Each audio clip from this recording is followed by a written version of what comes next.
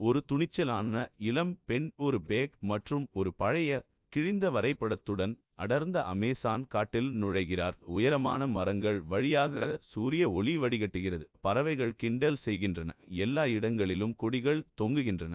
உரையாடல் மியா வரைபடத்தைப் பார்த்து, இங்குதான் தாத்தா எக்ஸ் என்று குறிப்பிட்டார். நான் தொடர்ந்து செல்ல வேண்டும். இப்போது திரும்பிச் செல்ல வேண்டும். ஜாகுவார் புதர்களில் இருந்து குதிக்கிறது. கண்கள் மியா மீது பூட்டப்பட்டுள்ளன. அவள் திகைக்கிறாள், ஆனால் அமைதியாக இருக்கிறாள். அவள் தனது பையை அடைகிறாள். உரையாடல் மியா கிசுகிசுத்தபடி, தயவுசெய்து இதைச் செய்ய விடுங்கள். அவள் உலர்ந்த இறைச்சியை எறிகிறாள்.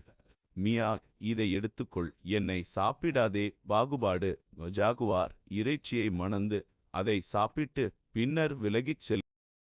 3 டெம்பிள் டிஸ்கவரி ப்ராம்ப்ட் மியா அடர்த்தியான கொடிகள் வழியாக தள்ளப்பட்டு காட்டில் மறைந்திருக்கும் பாசி மூடப்பட்ட பண்டைய கோயிலை கண்டுபிடித்தார். உரையாடல் மியா பிரமிப்புடன், இல்லை, இது உண்மைதான். பாகுபாடு. கதைகள் உண்மையாக இருந்தன. பாகுபாடு. கோயிலுக்குள் சூரிய ஒளி சிற்பங்களால் மூடப்பட்ட ஒரு தங்கப் பெட்டியைத் தாக்குகிறது.